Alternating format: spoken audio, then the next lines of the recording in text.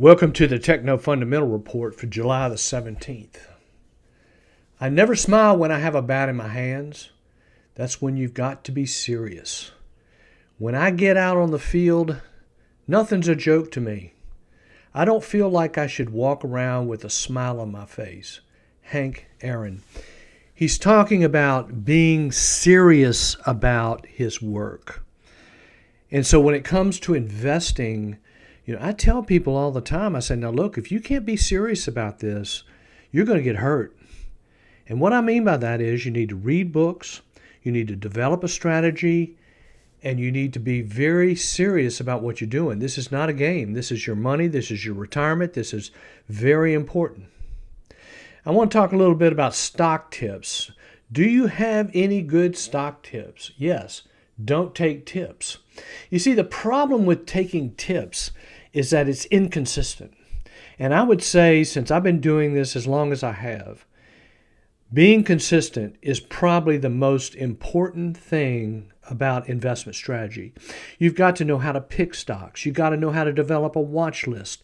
You need to know how to manage risk. You need to know how to balance your portfolio. Jesse Livermore talks about this. He said, a man must believe in himself and his judgment. If he expects to make a living at this game, that is why I don't believe in tips. It's too inconsistent.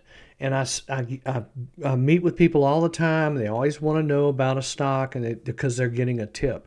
It's a disastrous strategy. Now, one thing I would be doing is keeping a very close eye on the IPO market. Now, the reason I'm pointing this out is that we're seeing a little bit of pickup in IPO activity. Now, realize that we have $60 trillion as market capitalization in the United States. We are the largest. Then you've got Europe, you've got China, and so forth. So the point I'm making is that there's worldwide, there are over 50,000 public companies. So, William O'Neill says, you can't kiss all the babies. And so what we promote is something called focus investing, where you focus on the leadership in the market. There's no reason to go focus on the laggards. That's the wrong place to be. So William O'Neill, Investors Business Daily, publishes something called the IBD 50, which is 50 stocks that seem to have the most promise. That would be a good way to develop a watch list. Then the main thing I would say is after doing this 7 days a week, for many, many years, you develop some intuitive skills where you kind of can sense that you're either having a problem with a company or a problem with an investment, because that intuitive skill is critical. And it's really something that you can only get over time. So be serious about this. Take it seriously. Now let's take a look at what's going on with this market. Again, we felt like this was the final low. We talked about this, months ago. And it looked like a final low to us. Then we started to get follow-through days. Then we started to break above the moving averages. And we are in a very powerful uptrend here. So this is the NASDAQ. Looks very positive. Now, we all know this can change in a heartbeat. But right now, we've got an uptrend in this market. So make hay while the sun shines. Same thing for the S&P 500. Same basic date, April the 7th. We got what we think is the final low. Now we're in a very strong uptrend. And we will argue, and I'll talk about this at the end of the video, we will argue that because of demographics, this can go for another 9-10 years. So just get comfortable and realize that you are in a bull market. Now here's the primary trend. Now we define the primary trend as the 200-day moving average. If we're above it, we're bullish. If we're below it, we're bearish. And same thing for the NASDAQ as well as the S&P. So the primary trend is up. Don't fight this. Now, one other thing we're noticing here is that the number of new highs are starting to pick up on the S&P and the NASDAQ. Now, that's important because it says the market's starting to broaden out. There's more you can remember a year or two ago, it was only the Magnificent Seven that drove all the indexes. Well, now it's starting to spread out. So if we go back in time, and I went back to 2016, and I basically looked at the number of new highs on the S&P, and you can see that really the average is around 42.5% of the market was hitting new highs. Well, right now we're only at 20%, and we were under 10%. So you can kind of see here. Now this would be the COVID drop. So you get this drop here, and then we turn up. Then here would be the inflation scare drop. You can see where we got down to 5% hitting new highs.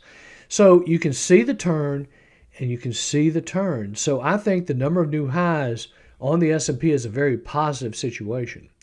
Unemployment, no problem. We're back down to 4.1%, basically full employment.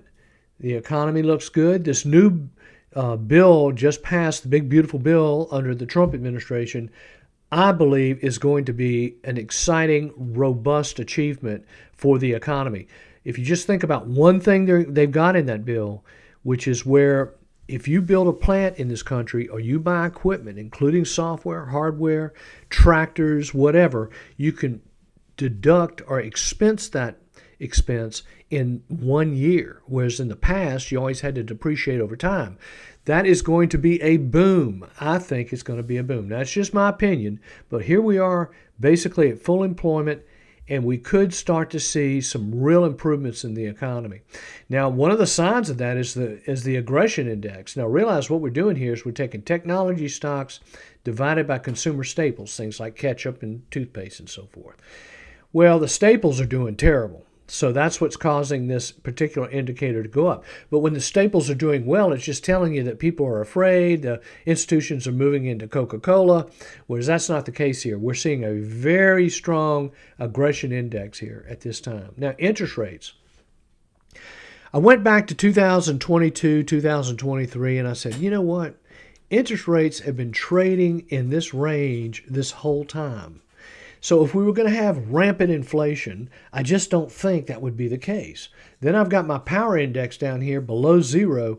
So interest rates are stable. This is a very positive thing because I believe the primary drivers of the market are corporate earnings and low interest rates, or at least stable interest rates. So that's the case. We've got stable interest rates. Now, the volatility index, this is back when we had the tariff scare. This was back when interest rates started to go up. So you can see the volatility index really went crazy. Now it's definitely in a downtrend because we've got a high, a lower high, a low, a lower low, a lower low, and a lower low. So it's a downtrend in the volatility index, which is a big positive. Oil is stabilizing. Again, if we thought there was going to be rampant inflation, you would be seeing oil over $100 a barrel. And right now it's in a very, basically in a downtrend. Oil is not really breaking out and making any meaningful up moves. Now, one negative, we're starting to see a shift in sentiment. People are becoming more optimistic. Remember now, we take the AAII bull ratio minus the AAI bear ratio and subtract the two. And if you get a positive number, it means people are getting optimistic, where they've been extremely pessimistic. Well, what's good here is that means there's a lot of cash on the sidelines, which could be fuel for this bull market. So it's starting to shift. That might be a good thing. But I am saying that, you get into these shifts and they can last a long time, just like they can last a long time here. So sentiment is starting to shift, which could be a positive. Now, I've talked about this many times, and I won't go into any more detail on it, but the main thing that we are starting to see is a trend developing where millennials are starting to take control of the economy as far as consumption goes.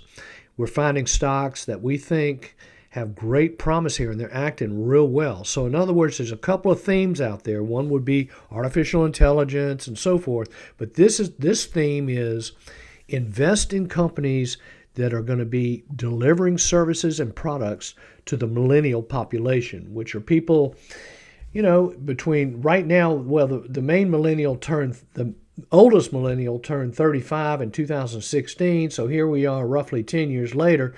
So we have to say that, the consumption doesn't peak until age 54. So we could have another 9 or 10 years of this millennial consumption. So it's just something to be aware of and understand. If you have any questions, please let me know. Thank you very much.